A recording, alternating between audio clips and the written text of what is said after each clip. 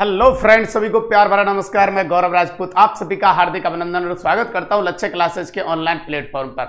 मुझे उम्मीद है कि आप सभी अच्छे होंगे, स्वस्थ होंगे, मस्त होंगे और आपकी जो पढ़ाई है वो भी काफी अच्छी चल रही होगी। उसी पढ़ाई को और सुदृढ़ और मजबूत बनाने के लिए आ चुका हूं मैं आपके सामने। आज का जो ये क्लास रहेगा मेरे भाइयों, वो राजस्थान के वन्य जीवन के अंतर्गत जो सबसे इंपॉर्टेंट पॉइंट है, जहां से क्वेश्चन कई टाइप के आते हैं बेटा, राज्य अभ्यारण्य। तो आज अपन चर्चा करने वाले हैं राज्य अभ्यारण्य। इनकी संख्या कितनी है पहले तो ये देखेंगे अपन, क्योंकि दो टाइप की इसकी संख्या देखने को मिलती है, 26 या 27। दोनों तरीके से बताऊंगा कि 26 या 27 कैसे कैसे हैं। दूसरी बात, क्षेत्रफल में बड़े कौन से हैं, छोटे कौन से हैं। और फिर हर एक अभ्यारण्य पे अपन एक विस्तार से चर्चा करने के लिए जाएंगे कि उसकी स्थिति कहां है, घोषित कब किया गया और उसमें विशेष बातें क्या हैं। तो सेशन आज का बहुत दमदार होने वाला है मेरे भाइयों। और यहां पे आपका सबसे पहले, जैसे अपन क्लास को डेली स्टार्ट करते हैं तो बाबा खाटू श्याम का आशीर्वाद लेके करते हैं, तो आज भी आशीर्वाद लेके इस क्लास को स्टार्ट करेंगे। और मैं मनोकामना करता हूं बाबा खाटू श्याम से कि मेरे जितने भी विद्यार्थी हैं इन सब पर आपकी बहुत अति कृपा बनी रहे, जिससे ये पॉजिटिव एनर्जी के साथ आगे बढ़े और अपने लक्ष्य को प्राप्त करें। और अगली बात, ये टॉपिक अपना था राजस्थान का वन्य जीवन, और इस टॉपिक के अंतर्गत अपन आ चुके हैं। देखिए कल अपन ने कौन कौन से पॉइंट कर लिए थे। एक अपन ने वन्य जीवन की सामान्य जानकारी देख ली थी कल। एक अपन ने वन्य जीव संरक्षण देख लिया था, अगर आपको याद हो तो, स्व स्थानीय और भैर स्थानीय, बिल्कुल सर। और एक अपन ने कर लिए थे कल राजस्थान के राष्ट्रीय उद्यान, जिनकी संख्या थी बेटा कितनी अपने पास, 3, जिनमें एक था रणथंभौर राष्ट्रीय उद्यान, एक था केवलादेव राष्ट्रीय उद्यान और एक था मुकंदरा हिल्स राष्ट्रीय उद्यान। 3 को अपन कंप्लीट कर चुके थे। और इस टॉपिक में टोटल अपन पॉइंट पढ़ने वाले हैं कितने बेटा, 15 पॉइंट पढ़ने वाले हैं। तो आज अपन कवर करने वाले हैं इसमें चौथा पॉइंट, जिसे आप कहेंगे राजस्थान के राज्य अभ्यारण्य। अच्छे से समझना, यहां से भी एक क्वेश्चन हमेशा परीक्षा के अंतर्गत रहता है मेरे भाइयों। और जल्दी से क्लास को शेयर कर दीजिए, जिससे और बच्चे भी इसका लाभ उठा सकें। चलिए मेरे भाइयों, तो अब यहां पे चलते हैं भाई सबसे पहले राजस्थान के राज्य अभ्यारण्य। राज्य अभ्यारण्य का मीनिंग क्या होता है पहले तो आप ये समझ लीजिए। जैसे राष्ट्रीय उद्यान किसके हैंडओवर थे, केंद्र सरकार के हैंडओवर, इसी प्रकार राज्य जो अभ्यारण्य होते हैं इनका संचालन किया जाता है राज्य सरकार के द्वारा। और इनमें मानवीय क्रियाकलापों पर थोड़ी बहुत छूट दे दी जाती है, जैसे लकड़ी काटना और पशु चराना, इन चीजों पे यहाँ क्या होती है, छूट होती है। अब बात आती है कि राजस्थान के जो राज्य अभ्यारण्य है मेरे भाइयों, बात अगर ये निकल के आए कि इनकी संख्या कितनी है, आपसे पूछा जाए कि इनकी संख्या कितनी है, तो बेटा ध्यान रखना, एक डाटा मिलता है 27 का और एक डाटा मिलता है 26 का। मतलब सर अलग अलग कैसे है वो मैं आपको बताता हूं भाई साहब। इनकी संख्या जब देखने के लिए जाते हैं तो 27 और 26 की काउंटिंग आपको मिलेगी। अब 27 तो कौन कहता है बेटा, तो आर्थिक समीक्षा जो है राजस्थान की, आर्थिक समीक्षा के अनुसार, राजस्थान की जो आर्थिक समीक्षा है उस आर्थिक समीक्षा के अनुसार मेरे भाइयों राज्य अभ्यारण्यों की संख्या, तो आर्थिक समीक्षा के अनुसार मेरे भाइयों राज्य अभ्यारण्यों की जो संख्या निकल के आती है सर, जो राज्य अभ्यारण्यों की संख्या निकल के आती है वो कितनी निकल के आती है बेटा, 27। और जब 26 की अपन बात करते हैं तो ये ध्यान रखना, वन विभाग की रिपोर्ट के अनुसार, वन विभाग की रिपोर्ट के अनुसार, तो वन विभाग की अगर मैं रिपोर्ट के अनुसार बात करूं आपसे और फिर पूछूं वन विभाग की रिपोर्ट के अनुसार, भाई साहब राज्य अभ्यारण्यों की संख्या, राज्य अभ्यारण्यों की संख्या, तो वन विभाग की रिपोर्ट के अनुसार राज्य अभ्यारण्यों की जो संख्या निकल के आती है बेटा वो कितनी आती है, 26। अब इन दोनों में अगर कंपेयर किया जाए तो बेटा एक का ही तो अंतर है, बात तो सही कह रहे हैं सर। तो जो 26 आपके वन विभाग की रिपोर्ट में है, जो 26 मेरे भाइयों वो 26 तो आर्थिक समीक्षा में भी है, बिल्कुल। तो सर जो एक का दोनों में अंतर आता है बेटा, जो एक का इन दोनों में अंतर आता है, कितने का अंतर आ रहा है, एक का अंतर आ रहा है। और एक का जो अंतर आ रहा है मेरे भाइयों, ये अभ्यारण्य कौन सा है, तो ध्यान रखना इस अभ्यारण्य का नाम है बेटा जिसको कहते हैं सरिस्का आ। कौन सा अभ्यारण्य है ये, सरिस्का आ अभ्यारण्य है। Okay sir. और ये अभ्यारण्य आपको मिलेगा कहां पे, अलवर के अंतर्गत। अब देखो यहां पे क्या मामला है, आपका आर्थिक समीक्षा तो कहता है कि सरिस्का अभ्यारण्य और सरिस्का आ अभ्यारण्य दोनों एक दूसरे से अलग हैं, लेकिन वन विभाग की रिपोर्ट कहती है कि भाई सब सरिस्का अभ्यारण्य ही है, सरिस्का आ नाम से हमारी रिपोर्ट में कोई अभ्यारण्य नहीं है। तो जब इसको अलग से काउंट करता है तो वो आर्थिक समीक्षा का डाटा अलग से काउंट करता है। वन विभाग की जो रिपोर्ट है वो इसे काउंट नहीं करती, वो इसका एरिया सरिस्का में ही मानती है। तो इसलिए ये अंतर आता है 26 और 27 का। अब ये अंतर नहीं, ये बहुत बड़ा मसला है। कैसे सर? जब आप आगे देखोगे और मैं ये कहूंगा कि क्षेत्रफल की दृष्टि से बड़े अभ्यारण्य कौन से हैं और छोटे अभ्यारण्य कौन से हैं, तो ये सबसे छोटा है, लेकिन ये सबसे छोटा आर्थिक समीक्षा के अकॉर्डिंग ही तो है। बिल्कुल सही कह रहे हैं सर।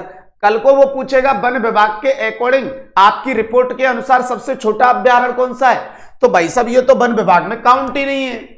बात तो सही कह रहे हैं सर। तो फिर क्या आएगा? तो टेंशन लेनी नहीं है बेटा, मैं इधर की तरफ लेके चलता हूं। आपको बताइए, राजस्थान के जो राज्य अभ्यारण्य है इनको अपन देखेंगे किसकी दृष्टि से? क्षेत्रफल की दृष्टि से। क्षेत्रफल की दृष्टि से राज्य अभ्यारण्य, और क्षेत्रफल की दृष्टि से जब राज्य अभ्यारण्य आप देखने के लिए जाएंगे तो अपन इनको क्या है, दो कॉलम में बांटेंगे। एक में लिखेंगे सबसे बड़े, ओके सर, सबसे बड़े, ठीक है सर, और एक कॉलम अपन बनाएंगे जिसे कहेंगे अपन सबसे छोटे। तो क्षेत्रफल की दृष्टि से सबसे बड़े अभ्यारण्य और सबसे छोटे अभ्यारण्य। अब यहां पे आप समझने का प्रयास करना, सबसे बड़ा कौन सा है? तो भाई साहब सबसे बड़ा अभ्यारण्य है आपके राजस्थान का, जिसे आप कहते हो राष्ट्रीय मरु उद्यान। राष्ट्रीय मरु उद्यान, ओके सर। सेकंड नंबर पे कौन सा है? तो ध्यान रखना भाई साहब, सेकंड नंबर पे है आपका कैला देवी अभ्यारण्य। बेटा कौन सा है? कैला देवी अभ्यारण्य। और थर्ड नंबर पे सर कौन सा है? तो थर्ड नंबर पे है मेरे भाइयों, याद रखना, कुंभलगढ़ अभ्यारण्य। कौन सा है बेटा? कुंभलगढ़ अभ्यारण्य। राष्ट्रीय मरु उद्यान जो है 3162 वर्ग किलोमीटर पे फैला हुआ है, ओके सर। कैला देवी जो है बेटा, ये ध्यान रखना, ये 677 वर्ग किलोमीटर पे है, ओके सर। और ये जो कुंभलगढ़ है ये 611 वर्ग किलोमीटर पे है। अब मेरे को एक बात बताओ, ये तीनों अभ्यारण्य तो भाई साहब इस रिपोर्ट में भी है और इस रिपोर्ट में भी है, तो यहां तो कोई अंतर आने वाला नहीं है बड़े में। बिल्कुल सही कह रहे हैं सर। सबसे बड़े अभ्यारण्य तो राष्ट्रीय मरु उद्यान, कैला देवी और कुंभलगढ़ अभ्यारण्य, यही रहेंगे चाहे कोई सी भी रिपोर्ट हो, क्योंकि जहां पे ये आएगा वहीं पे अंतर देखने को मिलेगा। अब चलते हैं सबसे छोटे अभ्यारण्य के अंतर्गत। तो सबसे छोटे में पहला अभ्यारण्य है जिसको आप बोलेंगे सरिस्का आ। ये रहा सरिस्का आ अभ्यारण्य, ओके सर। और मात्र है कितने वर्ग किलोमीटर पर? 3 वर्ग किलोमीटर पर, ठीक है सर। दूसरे की बात करूं मेरे भाइयों, तो दूसरा है आपका सज्जनगढ़ अभ्यारण्य। कौन सा अभ्यारण्य है? सज्जनगढ़ अभ्यारण्य, उदयपुर में रहेगा जी गुरु जी, और मात्र 5 वर्ग किलोमीटर पर, ओके सर। और तीसरे की अगर मैं बात करूं तो भाई साहब तीसरा है ताल छापर। कौन सा अभ्यारण्य है?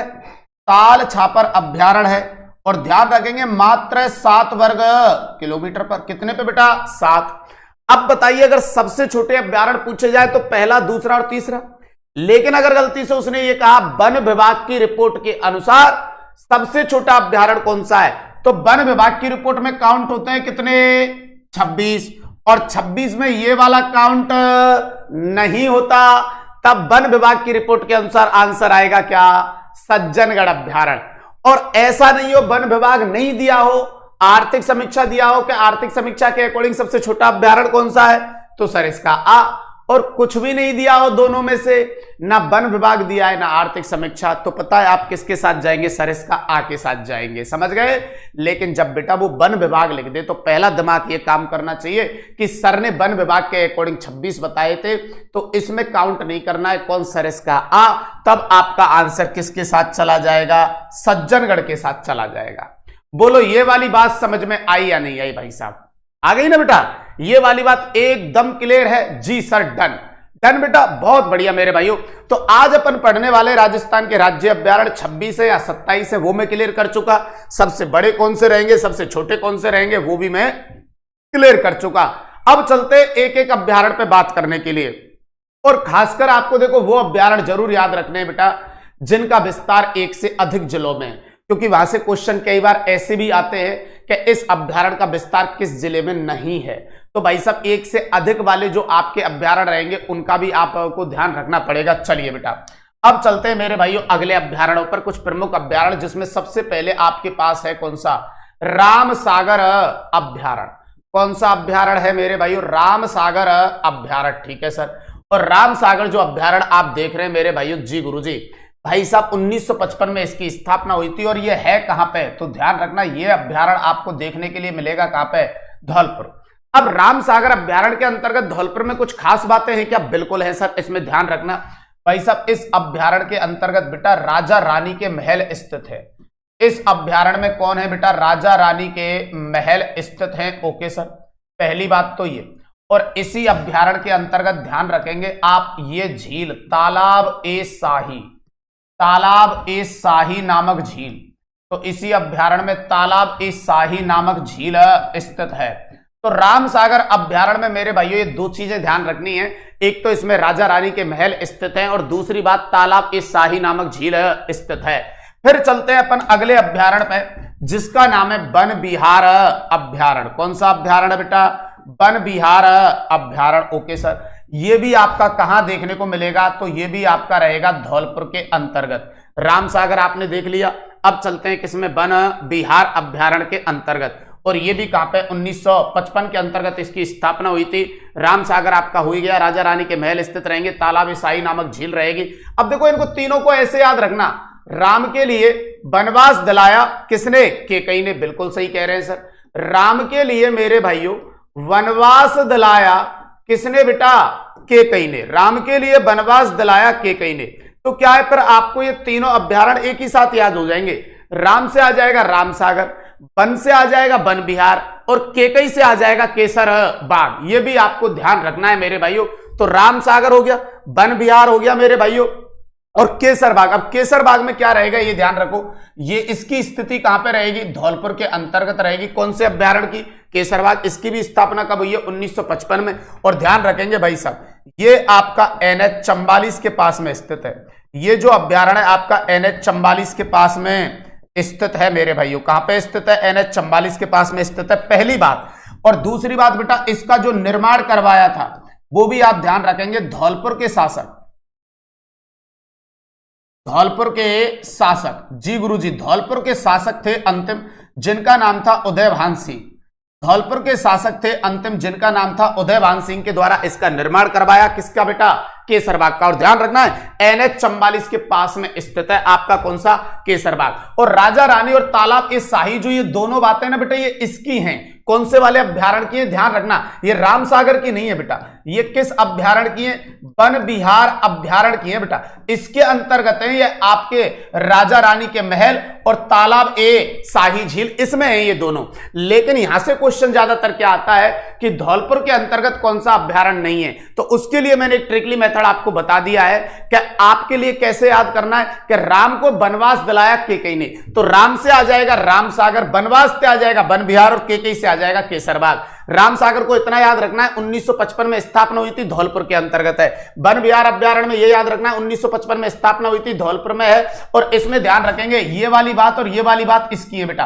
तो राजा रानी के महल स्थित है इसमें, और एक तालाब ए शाही नामक मीठे पानी की झील है, वो भी किसमें बेटा? वन विहार में है। और केसरबाग जो आपने अभ्यारण्य पढ़ा, इसमें ये दो तीन बातें आपको ध्यान रखनी है कि ये भी धौलपुर में स्थापना 1955 में इसकी हुई है भाई साहब। तीनों 1955 में बने एक साथ, NH 44 के पास में स्थित है। और इसका निर्माण आपके जोधपुर के शासक अंतिम जो रहे थे मेरे भाइयों उदयभान सिंह के द्वारा करवाया गया था। ये चीजें आपको बेटा यहां तक ध्यान रखनी है। ओके, चलिए धौलपुर अपन ने कवर किया।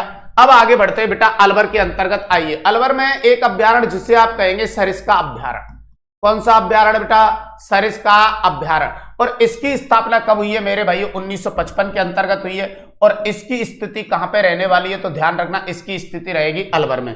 अब देखो अलवर के अंतर्गत जो ये सरिस्का अभ्यारण्य है, इसमें क्या क्या है मैं आपको समझाता हूं बेटा। पहली बात तो ये, अलवर के सरिस्का अभ्यारण्य के अंतर्गत आप ध्यान रखेंगे कि घूमने के लिए गए हम मतलब यहां पे मैं दो अंडरलाइन करता हूं बेटा, हम घूमने के लिए गए हम। अब देखो हा से क्या आ जाएगा? हरे कबूतर, और मां से आ जाएगा मोर। तो ये जो अभ्यारण्य है मेरे भाइयों, इसमें घूमने के लिए गए कौन? हम। बात तो सही कह रहे हैं सर। अब हा से कौन आ जाएगा बेटा? इसमें मिलेंगे आपको हरे कबूतर, बिल्कुल ठीक है सर। और मां से आ जाएगा मोर। तो ये हरे कबूतर और मोरों के लिए प्रसिद्ध है, पहली बात। दूसरी बात, इसी अभ्यारण्य के अंतर्गत राजस्थान का दूसरा टाइगर प्रोजेक्ट चलाया गया। पहला टाइगर प्रोजेक्ट कल आप देख के आ रहे हैं भाई साहब, किसमें चला था? रणथंभौर में। तो इसी में राजस्थान की कौन सी बेटा? दूसरी बाघ परियोजना चलाई गई। और इसी के अंतर्गत कुछ चीजें आपको ध्यान रखनी है। इसी आपके राज्य अभ्यारण्य के अंतर्गत पांडुपोल, भरतरी और नीलकंठ महादेव के मंदिर स्थित है। और इसी में दो पठार भी देखने को मिलते हैं, जिनको कहते हैं कांकनवाड़ी और क्रांस का पठार। तो ये चीजें यहां पे थोड़ी सी ध्यान रखनी है कि जो सरिस्का अभ्यारण्य अलवर में उसकी स्थापना 1955 में हुई है। इसमें राजस्थान की दूसरी बाघ परियोजना चलाई गई। ये हरे कबूतर व मोरों के लिए प्रसिद्ध है। और इसमें बेटा पांडुपोल, भरतरी और नीलकंठ महादेव के मंदिर स्थित हैं तथा नारायणी माता भी इसी के अंतर्गत आ जाती है। और ये भी ध्यान रखेंगे इसी अभ्यारण्य के अंतर्गत बेटा कांकनवाड़ी व क्रांस का पठार स्थित है। मेरे भाइयों कौन से अभ्यारण्य के अंतर्गत बात है ये? तो ये आपकी रहेगी सरिस्का अभ्यारण्य। तो सिंपल याद रखना है भाई, सब रटना नहीं है। सरिस्का अभ्यारण्य में घूमने गए हम, हां से हरे कबूतर और मोर के लिए प्रसिद्ध है। सरिस्का अभ्यारण्य में राजस्थान की चली दूसरी बाघ परियोजना। कौन सी चली? दूसरी बाघ परियोजना, ठीक है सर। और तीसरी बात, इसके अंतर्गत पांडुपोल, भरतरी और नीलकंठ महादेव के मंदिर है। और चौथी बात भाई साहब ये ध्यान रखनी है, इसमें कांकनवाड़ी और क्रांस का पठार स्थित है। अब चलते हैं सरिस्का आ अभ्यारण्य के अंतर्गत। कौन सा अभ्यारण्य रहेगा बेटा? सरिस्का आ अभ्यारण्य। इसकी भी स्थापना 2012 के अंतर्गत हुई है। Okay sir. और ये कहां पे रहेगा? तो मेरे भाइयों ये अलवर के अंतर्गत रहेगा। अब बताइए, आर्थिक समीक्षा तो ये कहती है कि ये राजस्थान का सबसे छोटा अभ्यारण्य है। और मेरे भाइयों आर्थिक समीक्षा ये भी कहती है, राजस्थान की जब 27 की लिस्ट देखते हैं तो सबसे लास्ट में यही बना है। तो यही राजस्थान का सबसे छोटा है और यही राजस्थान का सबसे नवीनतम अभ्यारण्य है। ये भी ध्यान रखेंगे। तो यह राजस्थान का क्षेत्रफल की दृष्टि से सबसे छोटा अभ्यारण्य। और एक बात ये भी ध्यान रखेंगे कि यह है राजस्थान का, मेरे भाइयों यह है राजस्थान का सबसे नवीनतम, तो यह राजस्थान का सबसे नवीनतम अभ्यारण्य है। तो यह राजस्थान का सबसे छोटा अभ्यारण्य और यही राजस्थान का सबसे नवीनतम अभ्यारण्य है। और क्षेत्रफल आप देख के आ ही रहे हो, मात्र फैला हुआ है कितने पे बेटा? 3 वर्ग किलोमीटर पे फैला हुआ है। तो यह रहेगा आपका सरिस्का आ अभ्यारण्य। इसके बाद आपके पास एक अभ्यारण्य आता है जिसे कहते हैं ताल छापर अभ्यारण्य। कौन सा अभ्यारण्य है? ताल छापर अभ्यारण्य। और इसकी स्थिति आपको मिलेगी कहां पे? चूरू के अंतर्गत। स्थापना हुई है इसकी 1971 में। अब ये जो अभ्यारण्य बेटा ताल छापर अभ्यारण्य, ये किसके लिए प्रसिद्ध है? तो मेनली जो प्रसिद्ध है ना वो काले हिरण, जिनको आप कृष्ण मृग भी कह सकते हैं, काले हिरण और कुरंजा पक्षी के लिए प्रसिद्ध रहेगा। अब सर ये काले हिरण ये खाते क्या है? तो बेटा इसी अभ्यारण्य में पाई जाती है मोचिया घास। जब अपन वनस्पति पढ़ रहे थे तो अपन ने ये घास पढ़ी थी, मोचिया घास, बिल्कुल पढ़ी थी सर, जिसके बारे में अपन ने लिखा था कि ये काले हिरणों का प्रमुख भोजन मानी जाती है। तो बेटा इसके अंतर्गत जो ताल छापर अभ्यारण्य, ये ध्यान रखना, ये 2 चीजों के लिए प्रसिद्ध है, एक काले हिरण और एक कुरंजा पक्षी के लिए। और इसी में मिलेगी मोचिया घास, जिसको आपके काले हिरण या कृष्ण मृग खाते हैं। Okay sir. दूसरी बात इसमें यह ध्यान रखनी है, प्राचीन समय में ऐसा बताते हैं कि इस अभ्यारण्य के अंतर्गत गुरु द्रोणाचार्य का क्या रहा है? आश्रम रहा है। किसका बेटा? गुरु द्रोणाचार्य का क्या रहा है? आश्रम रहा है। तो ये चीजें भी आपको किसमें याद रखनी है? ताल छापर। काले हिरण व कुरंजा पक्षियों के लिए प्रसिद्ध है, ठीक है सर। काले हिरण को भले आप क्या कह सकते हैं मेरे भाइयों? तो ये ध्यान रखना, काला हिरण नहीं आए तो कृष्ण मृग कह सकते हैं। Okay sir. कुरंजा पक्षियों के लिए। दूसरी बात मेरे भाइयों, इसमें कौन सी घास पाई जाती है? तो ये भी ध्यान रखेंगे, इसमें मोचिया घास है। और मोचिया जो घास है ये कौन से हिरणों का प्रमुख भोजन है? तो ध्यान रखेंगे काले हिरणों का प्रमुख भोजन मानी जाती है, बिल्कुल मानी जाती है सर। तो ये वाली जो घास है वो काले हिरणों का प्रमुख क्या रहेगी सर? भोजन रहेगी। ओके। और अगली एक बात इसमें ये ध्यान रखेंगे कि इस अभ्यारण्य के अंतर्गत मेरे भाइयों प्राचीन समय में, इस अभ्यारण्य में प्राचीन समय में मेरे भाइयों, इस अभ्यारण्य में प्राचीन समय में गुरु द्रोणाचार्य का क्या रहा है? आश्रम रहा है। इस अभ्यारण्य में प्राचीन समय में बेटा ध्यान रखना, गुरु द्रोणाचार्य का क्या रहा है? आश्रम रहा है। तो ये सरिस्का आ और ताल छापर नाम से ये कुछ अभ्यारण्य रहेंगे, इनको आपको ध्यान रखना है। जी सर, बहुत बढ़िया मेरे भाइयों। एक बार क्लास को दबा के शेयर कर दीजिए यार। भाई साहब आपसे भी उम्मीद लगा रहा हूं कि बच्चे ज्यादा संख्या में सुबह जुड़ने चाहिए, और आप हो कि लगातार कम करने में बैठे हो। तो फिर बताइए कैसे पॉजिटिव एनर्जी आप में और मेरे में रहेगी। लेकिन कोई बात नहीं, फिर भी अपन उसी शिद्दत और ईमानदारी के साथ आगे बढ़ते रहेंगे मेरे भाइयों। अब आ जाते हैं जंबा रामगढ़ अभ्यारण्य।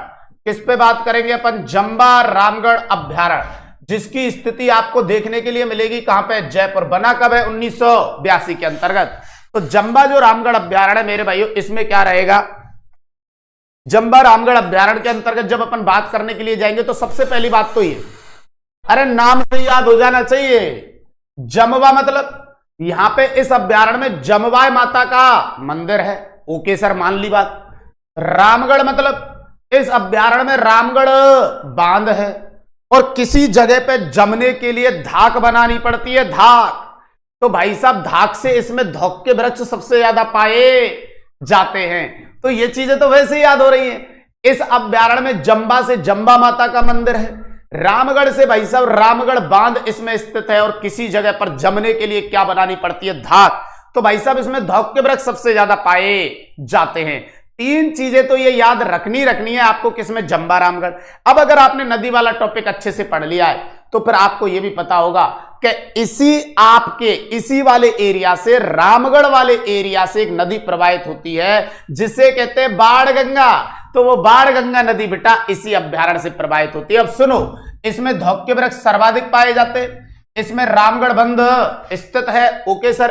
फिर मैंने क्या कहा था इसके अंतर्गत जम्बाई माता का मंदिर, जमवाय माता का मंदिर स्थित है, जिसे कछवाहा वंश की कुल देवी कहते हैं भैया। कछवाहा वंश की कुल देवी जिसको कहा जाता है, बिल्कुल सर, कछवाहा वंश की कुल देवी अपन जिसको कहते हैं। Okay sir. और अगली बात मैंने क्या बताई मेरे भाइयों के, एक नदी यहां से प्रवाहित होती है जिसे आप कहेंगे बाण गंगा नदी प्रवाहित, बाण गंगा नदी प्रवाहित होती है।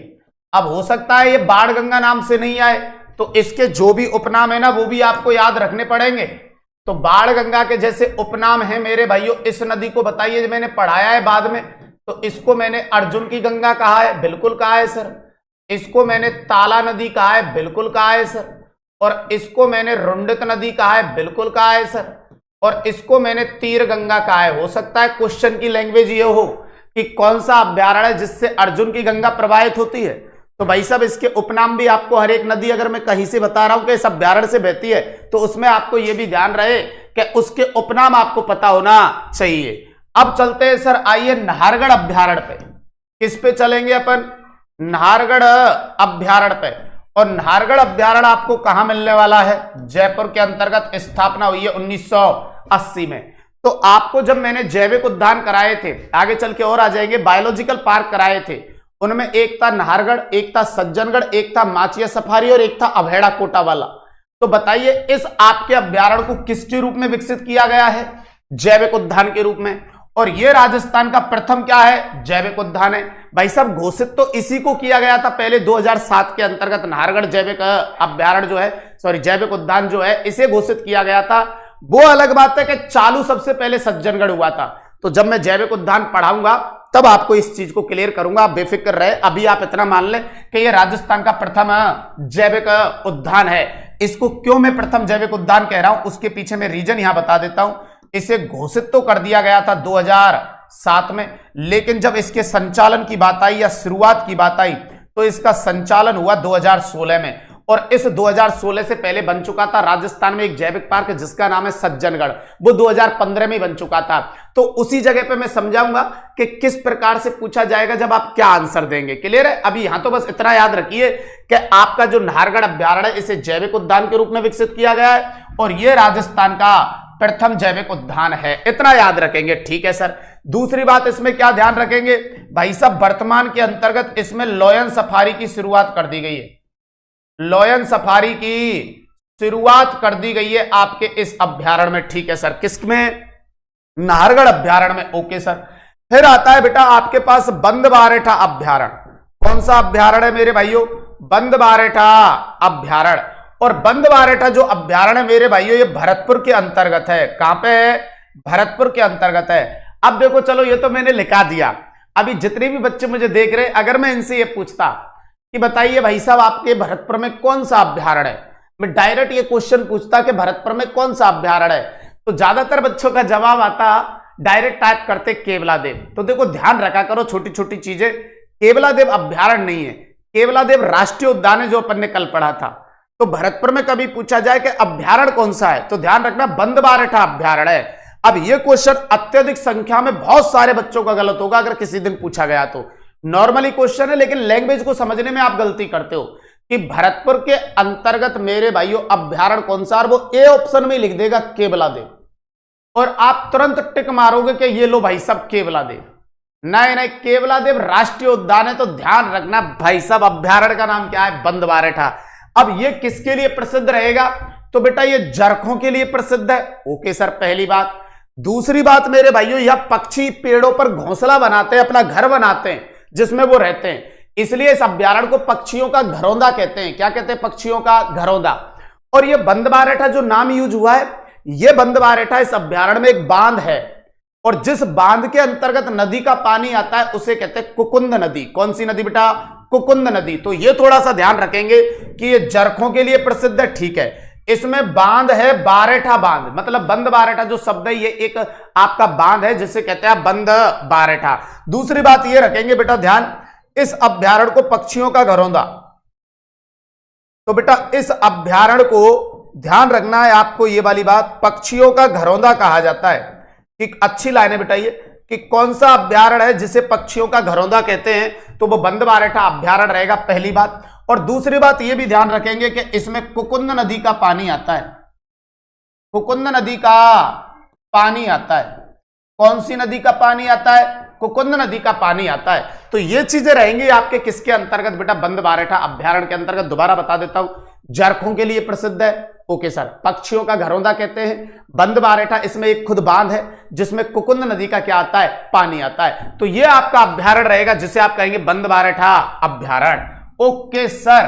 फिर चलते हैं मेरे भाइयों आगे, एक आपके पास अभ्यारण्य प्राप्त होगा जिसे आप कहेंगे कैला देवी अभ्यारण्य। अब देखो ऐसे अभ्यारण्य मेरे भाइयों जिनका विस्तार एक से अधिक जिलों में, मैं पहले कह रहा हूं इन अभ्यारण्यों को जरूर याद रखना भाई साहब, जिनका विस्तार एक से अधिक जिलों में, क्योंकि कई बार क्या करता है एग्जामिनर, जिनका विस्तार 3 जिलों में है वहां पे बड़ा शानदार क्वेश्चन बनता है कि इस अभ्यारण्य का विस्तार किस जिले में नहीं है। तो एक से अधिक जिलों में जो भी अभ्यारण्यों का विस्तार रहेगा उनको आप जरूर याद रखना। जैसे अपन कैला देवी अभ्यारण्य की बात करते हैं तो इसका विस्तार 2 जगह रहेगा, जिसमें एक रहेगा आपका करौली और एक रहेगा सवाई माधोपुर, करौली और सवाई माधोपुर। अब इसकी स्थापना कब हुई? 1983 में। अब इसमें इंपॉर्टेंट क्या है वो देखेंगे आप। कैला देवी जो अभ्यारण्य है बेटा, इसमें सबसे इंपॉर्टेंट बात तो यह है कि ये क्षेत्रफल की दृष्टि से राजस्थान का दूसरा सबसे बड़ा अभ्यारण्य है, और संपूर्ण राजस्थान के अगर सबसे ज्यादा धौक के वृक्ष पाए जाते हैं किसी में, जैसे जंबा रामगढ़ में भी धौक के वृक्ष मिल रहे थे बिल्कुल, लेकिन ऑल ओवर राजस्थान में अगर सबसे ज्यादा किसी अभ्यारण्य में पाए जाते हैं तो वो है आपका कैला देवी अभ्यारण्य। तो भाई साहब ये 1983 और क्षेत्रफल में मैंने क्या कहा था? दूसरा बड़ा है। तो ध्यान रखना, क्षेत्रफल 777 वर्ग किलोमीटर रहेगा, और राजस्थान का कौन सा क्षेत्रफल में दूसरा आता है, और किसके लिए प्रसिद्ध है? धौक के वनों के लिए। और यहां पे लिख रहा हूं भाई साहब बात इंपॉर्टेंट, कि संपूर्ण राजस्थान में बेटा सर्वाधिक धौक के वृक्ष, संपूर्ण राजस्थान में सर्वाधिक धौक के वृक्ष, तो ध्यान रखना इसी अभ्यारण्य में पाए जाते हैं।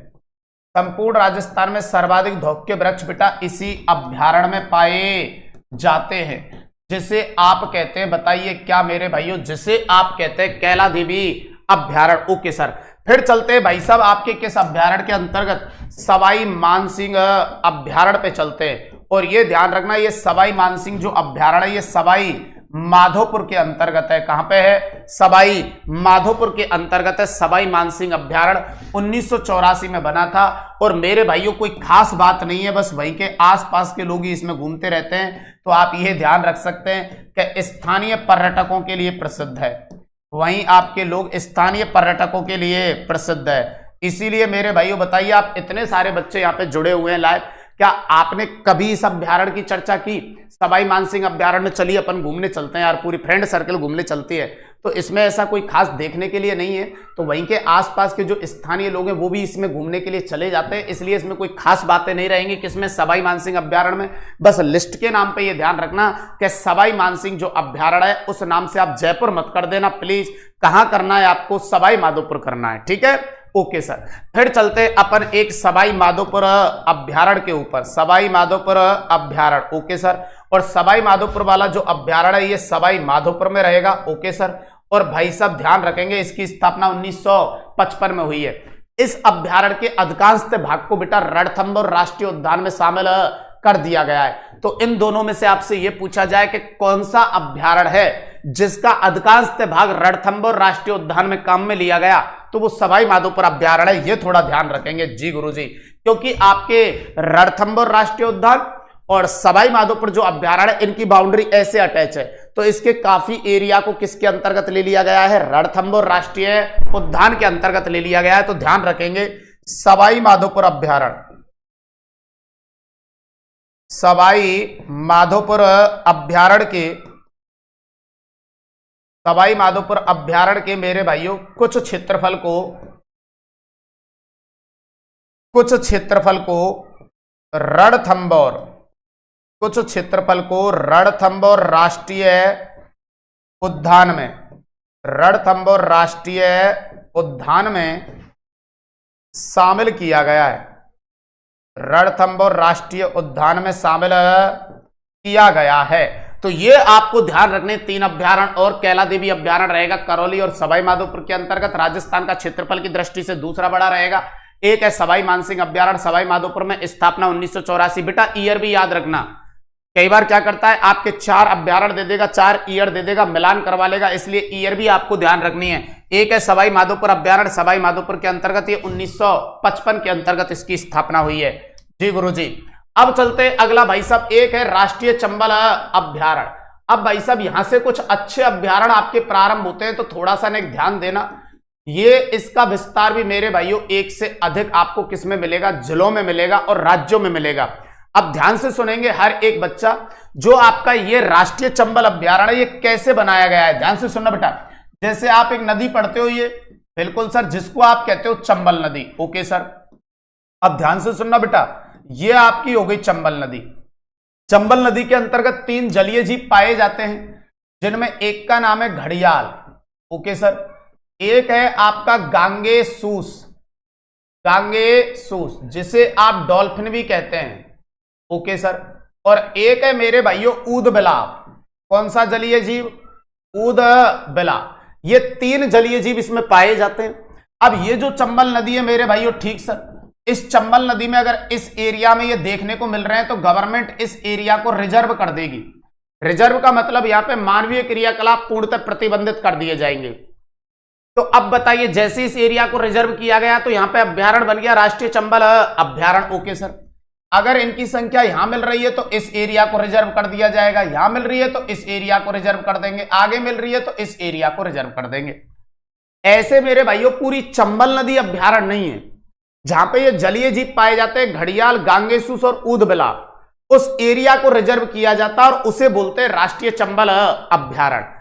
अब आपको क्या करना है, जब इस प्रकार से एरिया को रिजर्व करेंगे तो आप हर एक बच्चे को पता है कि चंबल नदी एमपी में बहती है, आपके राजस्थान के अंतर्गत आती है और यूपी में आती है। इसीलिए ये राजस्थान का एकमात्र ऐसा अभ्यारण्य आप मानेंगे जिसका विस्तार 3 स्टेटों में है। राजस्थान का ये एकमात्र ऐसा अभ्यारण्य है बेटा जिसका विस्तार कितने राज्यों में आने वाला है, ध्यान रखना 3 राज्यों में आने वाला है। बात तो सही कह रहे हैं सर, बिल्कुल बेटा। तो ये आपका एकमात्र अभ्यारण्य रहेगा जिसका विस्तार 3 राज्यों में रहेगा। दूसरी बात, इस अभ्यारण्य के अंतर्गत कौन से जलीय जीवों को संरक्षण प्रदान है, तो ये भाई साहब जो मैंने लिखे इन जलीय जीवों को इसमें संरक्षण प्रदान है। बिल्कुल सर, जलीय जीवों को इसमें क्या है, संरक्षण प्रदान है। और इनमें भी सबसे ज्यादा इसमें कौन मिलेगा, घड़ियाल, क्योंकि चंबल नदी को तो घड़ियालों की शरण स्थली भी कहते हैं। बिल्कुल सर, तो ये भी आप ध्यान रखेंगे। घड़ियालों की शरण स्थली कभी आपसे पूछा जाए कि घड़ियालों की शरण स्थली, तो बेटा घड़ियालों की जो शरण स्थली है वो किस नदी को माना जाता है, तो मेरे भाइयों चंबल नदी को घड़ियालों की शरण स्थली माना जाता है। ऑल ओवर विश्व में अगर किसी नदी में सबसे ज्यादा घड़ियाल पाए जाते हैं तो वो चंबल नदी है, ध्यान रखना, विश्व लेवल पे। तो भाई साहब ये हमारे लिए बहुत गर्व की बात है मेरे भाइयों। बिल्कुल सर, तो आप ध्यान रखेंगे राष्ट्रीय चंबल जो अभ्यारण्य है, कल को इसका पूछा जाए कि विस्तार, कल को आपसे पूछा जाए इसका विस्तार और वो भी राज्यों में, तो ध्यान रखना इसका विस्तार जो राज्यों में आता है वो एक रहेगा एमपी में, एक रहेगा राजस्थान में और एक रहेगा यूपी के अंतर्गत। अब राजस्थान में अगर इसका विस्तार पूछा जाएगा कि इस अभ्यारण्य का विस्तार राजस्थान में कहां है, तो चंबल नदी जहां से आपकी बहती है, चित्तौड़गढ़, कोटा, बूंदी, सवाई माधोपुर, करौली और धौलपुर, इसमें से एक जिला छोड़ देना है आपको, बस चित्तौड़गढ़। उसके बाद सारे जिले ले लेने आपका कोटा, बूंदी, सवाई माधोपुर, करौली और धौलपुर। देखो कोटा, बूंदी, सवाई माधोपुर, करौली और धौलपुर, तो ये रहेगा आपका राष्ट्रीय चंबल अभ्यारण्य। तो इसमें क्या चीजें देखने को मिली आपको, राजस्थान का एकमात्र ऐसा अभ्यारण्य जिसका विस्तार 3 राज्यों में है, राजस्थान का एकमात्र ऐसा अभ्यारण्य जिसका विस्तार आपके राजस्थान के 5 जिलों में है। इसके अंतर्गत घड़ियाल, गांगेसूस और ऊदबिलाव जलीय जीवों को संरक्षण प्रदान है। इनमें भी सबसे ज्यादा पाया जाता है घड़ियाल, इसीलिए घड़ियाल जो है इसे चंबल नदी को इसकी शरण स्थली माना जाता है। तो ध्यान रखेंगे यह है राजस्थान का एकमात्र ऐसा अभ्यारण्य, यह राजस्थान का एकमात्र ऐसा अभ्यारण्य जिसका विस्तार, जी गुरुजी, जिसका विस्तार मेरे भाइयों आप बताएंगे 3 राज्य व 5 जिलों में पाया जाता है। जिसका विस्तार 3 राज्य व 5 जिलों में है उसे कहते हैं राष्ट्रीय चंबल अभ्यारण्य। ओके बेटा, अब चलते हैं सर अगले अभ्यारण्य पे जिसका नाम है जवाहर सागर अभ्यारण्य। कौन सा अभ्यारण्य आ जाता है? जवाहर सागर अभ्यारण्य। और इसे भी आप याद रखेंगे क्योंकि इसका विस्तार भी 1 से अधिक जिलों में है। कहां कहां पे रहेगा इसका विस्तार वो भी आप सुने। तो इसका विस्तार है मेरे भाइयों कोटा, इसका विस्तार है बूंदी और इसका विस्तार है चित्तौड़गढ़। जैसे उसका विस्तार आपके 5 डिस्ट्रिक्ट में था तो इसका विस्तार भाई साहब 3 में है, जवाहर सागर अभ्यारण्य, कोटा, बूंदी और चित्तौड़गढ़। और ध्यान रखेंगे ये किसके लिए प्रसिद्ध है? घड़ियालों के संरक्षण के लिए। वो कैसे, वो मैं समझाता हूं, अभी ध्यान से सुनना। जिस जगह घड़ियाल आ जाएगा आप समझ लेना वहां से चंबल नदी प्रवाहित होती है। बिल्कुल, तो चंबल नदी प्रवाहित होती है मेरे भाइयों कौन से अभ्यारण्य से? जवाहर सागर अभ्यारण्य से। कौन सी नदी? चंबल। और चंबल आ गया तो फिर क्या आएगा? घड़ियाल जरूर आएगा। लेकिन कल को बेटा ये कह दे कि आपका कौन सा अभ्यारण्य है जो घड़ियालों के लिए प्रसिद्ध है या घड़ियालों के संरक्षण के लिए प्रसिद्ध है, तो मेरी एक बात ध्यान से सुनना बेटा। अगर ऑप्शन में राष्ट्रीय चंबल दिया हुआ है पहले पे, दूसरे पे ऑप्शन के अंतर्गत आपका जवाहर सागर भी दिया हुआ है, ठीक है सर, और भी कोई अभ्यारण्य आपका दिया हुआ है, ओके सर, तो उस स्थिति में ध्यान रखना सबसे पहली प्राथमिकता में आप वो अभ्यारण्य लेके आएंगे जिसमें चंबल लगा हुआ है, तो वो है आपका ये राष्ट्रीय चंबल अभ्यारण्य। और अगर ये नहीं है तो फिर आप जवाहर सागर के साथ जाइए, आपको कोई मना नहीं करेगा। लेकिन अगर ये दोनों एक साथ लेके गए तो मेरे भाइयों फिर पहली प्राथमिकता में आप किसको रखेंगे? राष्ट्रीय चंबल अभ्यारण्य को रखेंगे। ये थोड़ा सा आपको ध्यान रखना है, ठीक है सर। तो इस अभ्यारण्य में घड़ियालों को संरक्षण प्रदान किया जाता है, इससे चंबल नदी प्रवाहित होती है और इसी के अंतर्गत ध्यान रखेंगे ये आपका जवाहर सागर क्या है? बांध। तो इसी के अंतर्गत इसी अभ्यारण्य में जवाहर सागर बांध स्थित है। और थोड़ी सी कल्चर की बात ध्यान रखेंगे, इसमें गेपरनाथ मंदिर और गरडिया या गरडिया, इसमें गेपरनाथ मंदिर और गरडिया महादेव मंदिर भाई साहब इसी अभ्यारण्य के अंतर्गत आपके स्थित रहेंगे। तो ये भी आपको ध्यान रखना है किसके अंतर्गत? जवाहर सागर अभ्यारण्य के अंतर्गत। कि इस अभ्यारण्य की स्थापना 1975 में हुई, घड़ियालों को संरक्षण प्रदान है, चंबल नदी प्रवाहित होती है, इसमें जवाहर सागर बांध है और गेपरनाथ मंदिर और गरडिया महादेव के मंदिर भी इसमें स्थित हैं। किसमें बेटा? जवाहर सागर अभ्यारण्य में। फिर चलते हैं आपके कौन से अभ्यारण्य की तरफ? शेरगढ़ अभ्यारण्य की तरफ। ओके सर, शेरगढ़ अभ्यारण्य की स्थिति रहेगी आपके कहां पे बेटा? 12 के अंतर्गत रहेगी। स्थापना कब हुई है? 1983 में। अब देखो भाई साहब किस चीज के लिए प्रसिद्ध रहेगा आपका शेरगढ़ अभ्यारण्य? जी सर, शेरगढ़ जो अभ्यारण्य है इसमें सबसे पहली बात तो ऐसे इसे मजाक मजाक में आप याद कर लेंगे, नाम क्या है? शेर, और मिलते क्या है? सांप। अभ्यारण्य का नाम क्या है? शेर, और मिलते क्या है? सांप। तो इसलिए इसे सर्पों की शरण स्थली भी कहते हैं। दूसरी बात, शेरगढ़ अभ्यारण्य इसका नाम क्यों रखा गया? क्योंकि बेटा इस अभ्यारण्य के अंतर्गत शेरगढ़ दुर्ग स्थित है और इसी अभ्यारण्य से एक नदी प्रवाहित होती है जिसके किनारे ये है परवन नदी। 3 चीजें ध्यान रखनी है, नाम है शेर लेकिन मिलते हैं सर्प, इसलिए इसे सांपों की शरण स्थली कहते हैं। शेरगढ़ नाम क्यों रखा गया? क्योंकि इसमें शेरगढ़ दुर्ग स्थित है। और तीसरी बात, यहां से कौन सी नदी प्रवाहित होती है? तो ध्यान रखेंगे परवन। ओके सर, तो सर्पों के लिए प्रसिद्ध है और इसीलिए मेरे भाइयों इसे सर्पों की शरण स्थली कहा जाता है। इसे सर्पों की क्या कहते हैं? शरण स्थली बोला जाता है, ठीक है सर। दूसरी बात ये ध्यान रखेंगे कि इसी अभ्यारण्य के अंतर्गत शेरगढ़ दुर्ग, इसी अभ्यारण्य के अंतर्गत शेरगढ़ दुर्ग स्थित है। ओके सर, और अगली एक बात और इसमें ध्यान रखनी है, वो क्या ध्यान रखनी है कि सर इस अभ्यारण्य से परवन नदी प्रवाहित होती है। बेटा कौन सी नदी प्रवाहित होती है? तो ध्यान रखना इस अभ्यारण्य से आपकी परवन नदी प्रवाहित होती है जिसे कहते हैं शेरगढ़ अभ्यारण्य। ओके चलिए बेटा, बहुत बढ़िया। अब मेरे भाइयों अगला जो अभ्यारण्य आता है आपके पास में वो एक अभ्यारण्य जिसे आप कहेंगे दर्रा हिल्स अभ्यारण्य। कौन सा अभ्यारण्य बेटा? ये दर्रा हिल्स अभ्यारण्य, और इसके बारे में यहां पे सुनेंगे अच्छे से भाई साहब। इसका जो विस्तार है वो आपको मिलेगा कोटा और झालावाड़ में। कहां मिलेगा? कोटा और झालावाड़ में, और स्थापना 1955 में। तो क्या बेटा ये वही अभ्यारण्य है दर्रा हिल्स? जब मैंने आपको पढ़ाया था कौन, मुकंदरा हिल्स राष्ट्रीय उद्यान, तो आपको याद होगा इसके 156 वर्ग किलोमीटर एरिया को मैं मुकंदरा हिल्स राष्ट्रीय उद्यान में लेके गया था। बिल्कुल सर। और मुकंदरा हिल्स राष्ट्रीय उद्यान में मैंने ये भी कहा था कि ये गागरोनी तोतों के लिए प्रसिद्ध है। तो बेटा ये दर्रा हिल्स अभ्यारण्य जिसका विस्तार कोटा और झालावाड़ में, ये भी किसके लिए प्रसिद्ध रहेगा? गागरोनी तोतों के लिए। और भाई साहब यहाँ पे राजस्थान की कौन सी बाघ परियोजना चलाई गई है? इसमें तीसरी बाघ परियोजना चलाई गई है। तो आपकी जो फर्स्ट वाली थी, हालांकि इस पॉइंट को अपन बिल्कुल अलग करेंगे, इस पॉइंट को स्पेशली पढ़ने वाले हैं। आपकी बाघ परियोजना फर्स्ट जो थी वो थी आपकी रणथंभौर। कौन सी थी? रणथंभौर बाघ परियोजना। ओके सर, रणथंभौर बाघ परियोजना। सेकंड वाली जो चली थी बेटा वो भी आपको ध्यान रखनी है, उसका नाम था सरिस्का टाइगर रिजर्व, सरिस्का बाघ परियोजना। और मेरे भाइयों एक परियोजना और आपकी जो थर्ड ये आ चुकी है, ये है आपकी किस नाम से? मुकंदरा हिल्स नाम से, मुकंदरा हिल्स नाम से। बिल्कुल सर, मुकंदरा हिल्स बाघ परियोजना।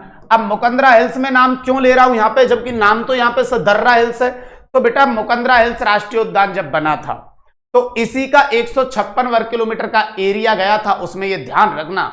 तो इसलिए आपसे अगर यही वाली बात, मुकंदरा हिल्स बाघ परियोजना कौन से अभ्यारण्य में चलाई गई है, तो ध्यान रखना दर्रा हिल्स अभ्यारण्य में। वो अलग बात है कि इसके 156 वर्ग किलोमीटर एरिया को आप किस में ले गए? मुकंदरा हिल्स राष्ट्रीय उद्यान के अंतर्गत ले गए। तो ये भी आपको चीजें ध्यान रखनी है कि ये जो अभ्यारण्य है ये गागरोनी तोतों के लिए प्रसिद्ध है।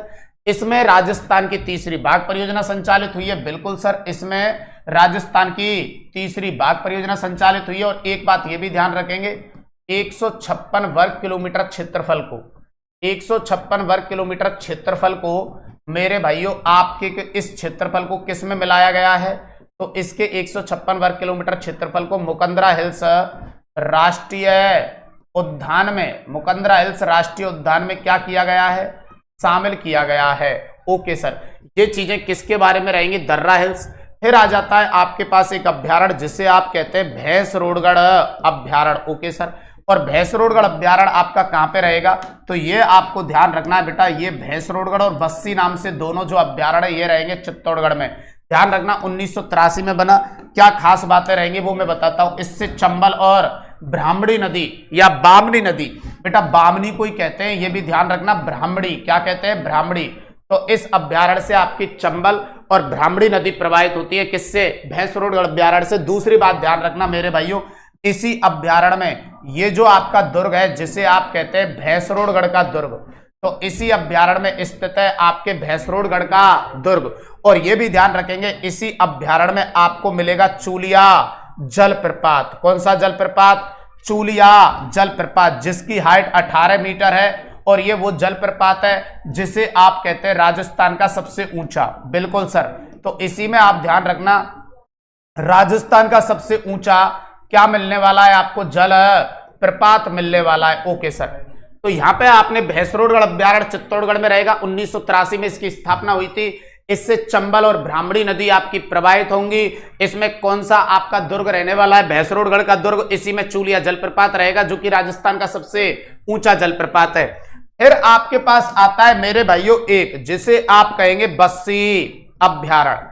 कौन सा अभ्यारण्य रहेगा बेटा? बस्सी अभ्यारण्य। और बस्सी अभ्यारण्य भी आपका कहां पे रहेगा? चित्तौड़गढ़ में। तो यहां पे थोड़ा सा नहीं समझेंगे कि ये एक तो जंगली भगेरों के लिए प्रसिद्ध है। कौन सा वाला? बस्सी अभ्यारण्य।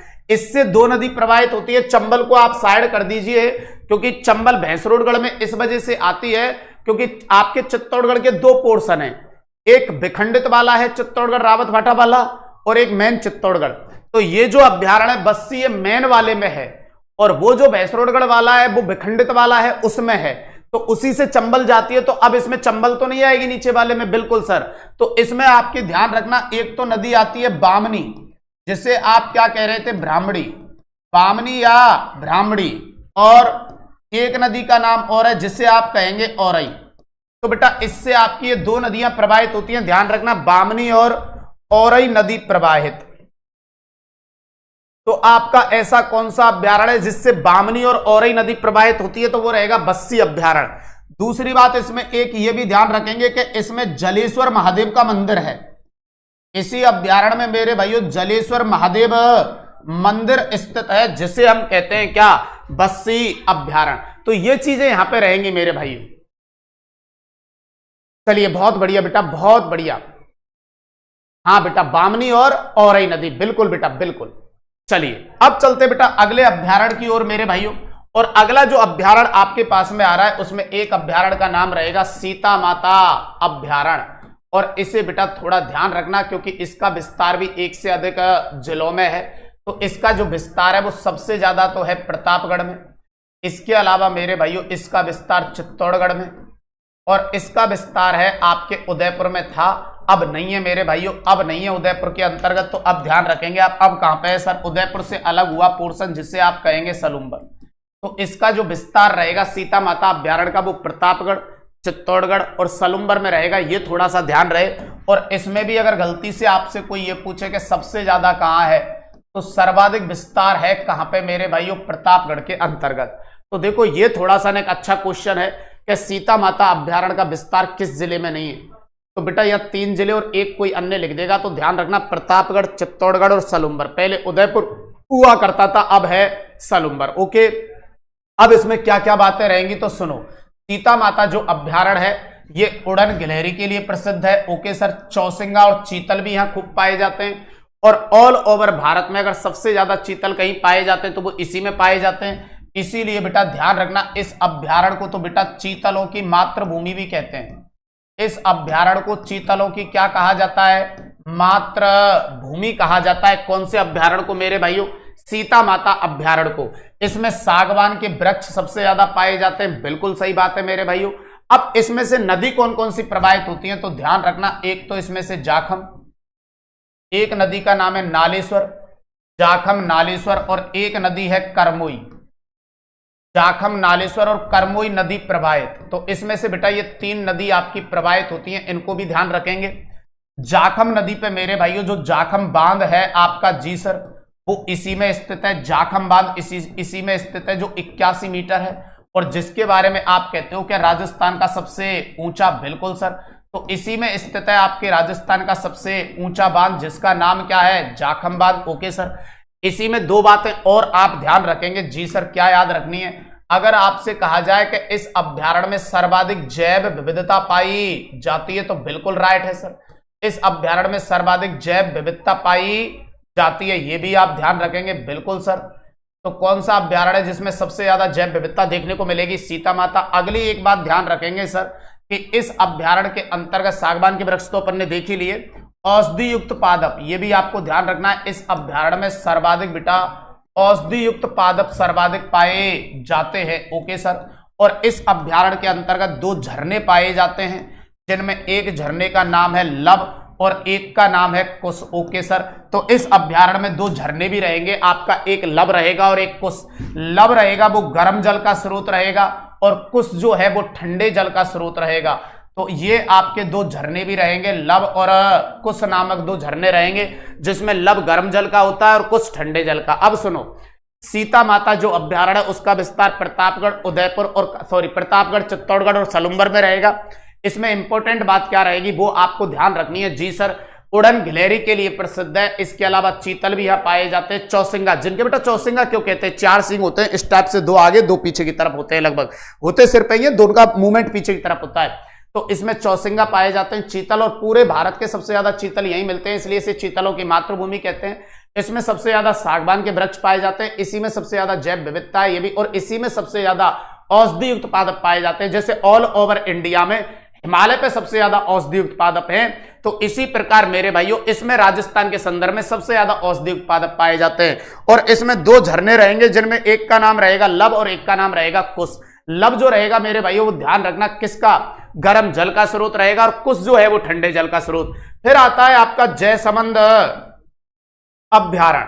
और सर ये जयसमंद जो अभ्यारण्य रहेगा ये कहां पे रहेगा, तो पहले उदयपुर में था, अभी वर्तमान में कहां पे है, सलूम्बर। इस अभ्यारण्य को जलचरों की बस्ती कहा जाता है। उसका कारण है कि इस अभ्यारण्य में मेरे भाइयों कौन सी झील स्थित है, तो इस अभ्यारण्य में जयसमंद झील स्थित है। बिल्कुल सर। और जयसमंद जो झील है मेरे भाइयों, इसमें जलीय जीव सर्वाधिक पाए जाते हैं। जलीय जीव सर्वाधिक पाए जाते हैं, इसलिए मेरे भाइयों इस झील को कहते हैं जलचरों की बस्ती। लेकिन अगर यह क्वेश्चन अभ्यारण्य के रूप में पूछा जाएगा तो फिर आंसर किसके लिए चला जाएगा? जयसमंद अभ्यारण्य के लिए।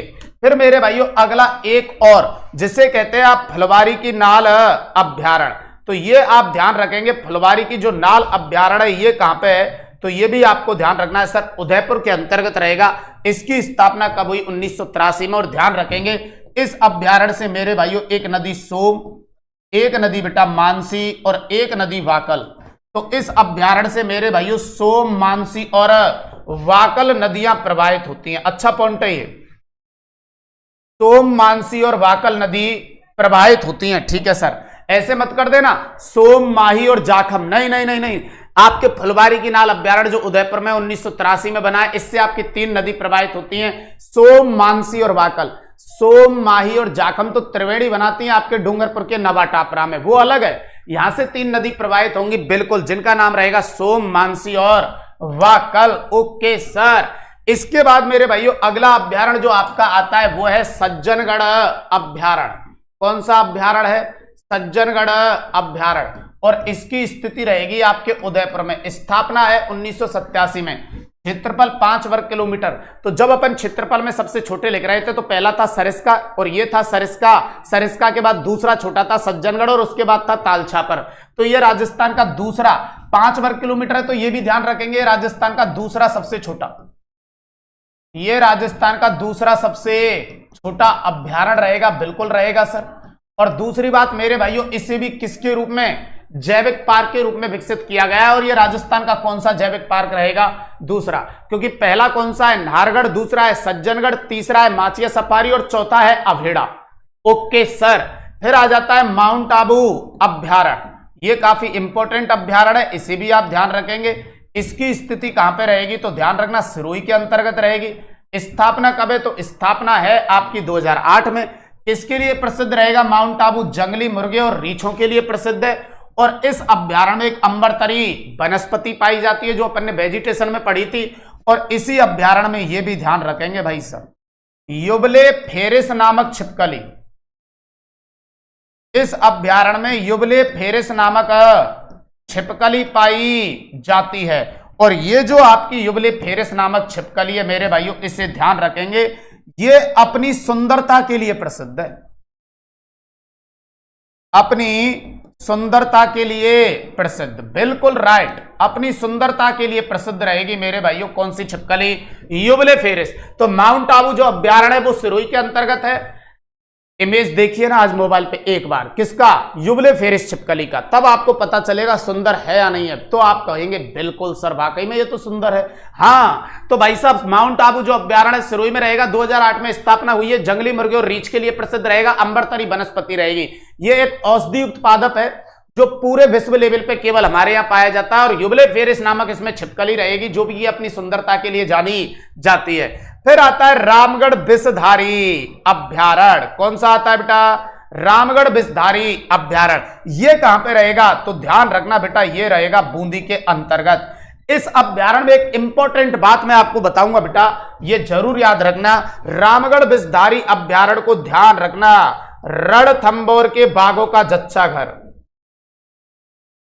इस अभ्यारण्य को रणथंभौर के बाघों का मेरे भाइयों जच्चा घर कहा जाता है।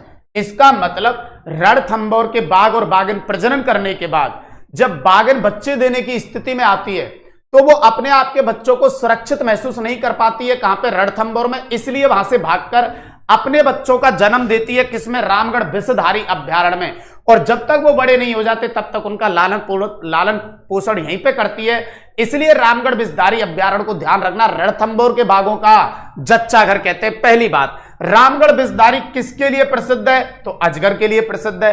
और आपको पता है अजगर लिपटा हुआ किस पे मिलेगा? चंदन के वृक्ष पे, बिल्कुल सर। और चंदन होता है पीला, पीली होती है हल्दी, तो इसमें चंदन व हल्दी के पादप अधिक पाए जाते हैं। और चंदन व हल्दी को लगाते हैं अपन माथे पे, बिल्कुल सर। अब माथे पे लगाते हैं तो ध्यान रखेंगे सर, ये माथे पे जब आप लगाएंगे तो माथे से मेज नदी, क्या मेज नदी निकालेंगे तो इसमें से मेज नदी प्रवाहित होती है, बिल्कुल सर, मेज नदी प्रवाहित। और इसी नदी पे बना हुआ है कनक सागर बांध, कनक सागर बांध जो कि इसी में स्थित है, ओके सर। और इसमें राजस्थान की कौन सी बाघ परियोजना चली है? चौथी। पहली चली थी रणथंभौर बाघ परियोजना, दूसरी है सरिस्का, तीसरी है मुकंदरा हिल्स और चौथी है रामगढ़ विषधारी। अच्छा, ये आपका अभ्यारण्य है, ध्यान रखना। तो रामगढ़ विषधारी अभ्यारण्य बूंदी में रहेगा। इसे रणथंभौर के बाघों का जच्चा घर कहते हैं। इसमें अजगर सबसे ज्यादा पाए जाते हैं। अजगर लिपटा हुआ मिलेगा चंदन के वृक्ष पे। चंदन जैसा होता है हल्दी, हल्दी को लगाइए, चंदन को लगाइए कान पे और माथे पे, माथे से मेज नदी आ जाएगी, कान से कनक सागर बांध आ जाएगा। बोलो एक ही बार में खत्म हुआ ना? बिल्कुल सही कह रहे हैं सर, ओके। तो ये था आपका रामगढ़ विषधारी अभ्यारण्य। अब चलते हैं मेरे भाइयों टोडगढ़ रावली अभ्यारण्य। किस पे बेटा? टोडगढ़ रावली। बस ये लास्ट लिस्ट और है, इसमें क्या है, अपन पूरा अभ्यारण्य एक क्लास के अंतर्गत खत्म कर लेंगे, ठीक है। तो इनको और सुन लो, तीन को बेटा। एक है आपके पास टोडगढ़ रावली अभ्यारण्य, ये कहां पे रहेगा तो ये भी सुनना। इस अभ्यारण्य का विस्तार ब्यावर, राजसमंद और पाली, तीन जगह रहेगा। पहले ये अजमेर में था, अब नहीं है अजमेर में, तो ध्यान रखना इसका विस्तार ब्यावर, राजसमंद और पाली। कब स्थापना हुई है? 1983 में। किसके लिए प्रसिद्ध है? तो तेंदुओं के लिए प्रसिद्ध है। लेकिन इसी में ध्यान रखेंगे भाई साहब, आपकी टोडगढ़ जेल है, इसी में टोडगढ़ जेल स्थित है, ओके सर। और इस टोडगढ़ जेल के अंतर्गत आपके विजय सिंह पथिक को सजा, विजय सिंह पथिक को सजा। तो इसी अभ्यारण्य के अंतर्गत विजय सिंह पथिक को क्या दी गई थी? सजा। तो टोडगढ़ रावली जो अभ्यारण्य है वो ब्यावर, राजसमंद और पाली में है। ये तेंदुओं के लिए प्रसिद्ध रहेगा। इसमें टोडगढ़ जेल स्थित है और इसी में किसको रखा गया था? विजय सिंह पथिक को। एक है आपके पास कुंभलगढ़ अभ्यारण्य, जी गुरुजी। और कुंभलगढ़ अभ्यारण्य के बारे में आप सुनेंगे मेरे भाइयों जी। इसका विस्तार कहां पे है? तो ध्यान रखना इसका विस्तार भी 3 जिलों में है, राजसमंद, उदयपुर और पाली, बिल्कुल। जैसे टोडगढ़, ब्यावर, राजसमंद, पाली, कुंभलगढ़, राजसमंद, उदयपुर, पाली और सीता माता, प्रतापगढ़, चित्तौड़गढ़ और सलुम्बर, ये 3-3 वाले याद रखना। मैं फिर कह रहा हूं आपके लिए भाई साहब, कुंभलगढ़ जो अभ्यारण्य है वो किसके लिए प्रसिद्ध है? भेड़ियों के लिए प्रसिद्ध है। और क्षेत्रफल की दृष्टि से राजस्थान का कौन सा? तीसरा, क्योंकि पहला था राष्ट्रीय मरु उद्यान, दूसरा था कैला देवी और तीसरा यही है, बिल्कुल तीसरा बड़ा राज्य अभ्यारण्य है। और अगली क्या बात ध्यान रखनी है कुंभलगढ़ अभ्यारण्य में, वो भी आप ध्यान रख लो जी सर। इसके अंतर्गत भाई साहब पाली में स्थित जो रणकपुर, इसी में पाली में स्थित रणकपुर के जैन मंदिर इसी में है, रणकपुर के जैन मंदिर इसी में है। किसमें? कुंभलगढ़ अभ्यारण्य में। और एक ये बात ध्यान रखनी है, इसी अभ्यारण्य से मथाई नदी प्रवाहित होती है। इसी अभ्यारण्य से आपकी कौन सी नदी? मथाई नदी प्रवाहित होती है। तो इसका मतलब कुंभलगढ़ अभ्यारण्य भेड़ियों के लिए प्रसिद्ध रहेगा। क्षेत्रफल की दृष्टि से राजस्थान का तीसरा सबसे बड़ा अभ्यारण्य, पाली के रणकपुर के जैन मंदिर इसमें है और मथाई नदी इससे क्या होती है? प्रवाहित होती है। फिर चलते हैं बेटा किस पे? राष्ट्रीय मरु उद्यान पे, ओके सर। और इसके अंतर्गत ध्यान रखेंगे इसका जो विस्तार है वो भाई साहब जैसलमेर और कहां पे आता है? बाड़मेर, 2 जिलों में। लेकिन सर्वाधिक विस्तार कहां पे है? जैसलमेर। स्थापना 1981 में। यही है बेटा जो क्षेत्रफल की दृष्टि से राजस्थान का सबसे बड़ा अभ्यारण्य। एरिया कितना? 3162 वर्ग किलोमीटर। इसमें गौड़ावड़ पक्षी और चिंकारा पशु पाया जाता है। और इसी में है आकलबुढ़ फॉसिल्स पार्क। और इसी के अंतर्गत ध्यान रखेंगे इसी में है आपकी जल पट्टी। और इसी में आप ध्यान रखेंगे इसी में देखने को मिलता है पीवड़ा। और इसी में ध्यान रखेंगे इसी में आपको मिलती है सेवड़ घास। और इसी में आप याद रखेंगे इसी के अंतर्गत है आपकी जीरोफाइट्स वनस्पति। क्या? जीरोफाइट्स वनस्पति। राष्ट्रीय मरु जो उद्यान है इसका विस्तार रहेगा जैसलमेर और बाड़मेर में। स्थापना रहेगी 1981 में। राजस्थान का क्षेत्रफल की दृष्टि से सबसे बड़ा रहेगा, बिल्कुल सर। इसमें गौड़ावड़ और चिंकारा पशु के लिए प्रसिद्ध रहेगा, ओके सर। सेवड़ घास पाई जाएगी, बिल्कुल सर। लाठी सीरीज या जलपट्टी इसमें देखने को मिलेगी, पीवड़ा सर्प इसमें देखने को मिलेगा, आकलबुढ़ फॉसिल्स पार्क रहेगा। इसका मतलब हम ये सारी चीजें पहले पढ़ चुके हैं। बिल्कुल सर। अब मेरे भाइयों ये बताइए, मैंने यहां पे पूरे आज आपको ये सारे अभ्यारण्य एक ही बार में कराए मेरे भाइयों। एक बार इनको बता देता हूं। सबसे पहले अपन चले थे ताल छापर अभ्यारण्य से, बिल्कुल चले थे। फिर अपन ने किए थे नाहरगढ़ और सज्जनगढ़ अभ्यारण्य, बिल्कुल। फिर सरिस्का और सरिस्का अभ्यारण्य किया था। फिर अपन ने किया था बंदबारेठा अभ्यारण्य। फिर मेरे भाइयों धौलपुर के रामसागर वन विहार और केसरबाग अभ्यारण्य करे थे। फिर करौली के अंतर्गत कैला देवी अभ्यारण्य पढ़ा था। सवाई माधोपुर में 2 पढ़े थे, सवाई मानसिंह और सवाई माधोपुर अभ्यारण्य पढ़े थे। फिर एक चंबल नदी पर राष्ट्रीय चंबल अभ्यारण्य पढ़ा था। फिर आपके कोटा बूंदी चित्तौड़गढ़ में जवाहर सागर अभ्यारण्य पढ़ा था। फिर बूंदी में रामगढ़ बिस्दारी अभ्यारण्य पढ़ा था। फिर बारा में शेरगढ़ अभ्यारण्य पढ़ा था। झालावाड़ और कोटा के अंतर्गत दर्रा हिल्स अभ्यारण्य पढ़ा था। फिर नीचे की तरफ आए तो चित्तौड़गढ़ में 2 पढ़े थे, भैंसरोडगढ़ और बस्सी अभ्यारण्य पढ़ा था। फिर और नीचे की तरफ आए तो प्रतापगढ़, सलुम्बर और चित्तौड़गढ़ में सीता माता अभ्यारण्य पढ़ा था। फिर उदयपुर के अंतर्गत फुलवारी की नाल, सज्जनगढ़ और मेरे भाइयों एक और जय संबंध अभ्यारण्य पढ़ा था जो सलुम्बर में जा चुका है। फिर अपन आगे की ओर चले तो सिरोही में माउंट आबू अभ्यारण्य पढ़ा था। फिर जैसलमेर बाड़मेर की तरफ राष्ट्रीय मरु उद्यान पढ़ा था। फिर आपके टौड़गढ़ मतलब अजमेर, राजसमंद और पाली की तरफ आपका टौड़गढ़ रावली अभ्यारण्य पढ़ा था। फिर राजसमंद, उदयपुर और पाली के अंतर्गत आपका कुंभलगढ़ अभ्यारण्य पढ़ा था। तो मेरे भाइयों सारे अभ्यारण्य मैंने एक ही वीडियो में थोड़ा सा फास्टली जरूर समझाए थे, लेकिन वो क्या है एक ही वीडियो में अपन को कंप्लीट करने थे पूरे के पूरे अभ्यारण्य। तो भाई सब समझ में आए या नहीं आए पहले तो कमेंट करके आप एक बार जरूर बताएं मुझे कि आज का जो सेशन था भाई साहब वो आपके लिए कैसा रहा। आज का जो सेशन था वो कैसा रहा मेरे भाइयों।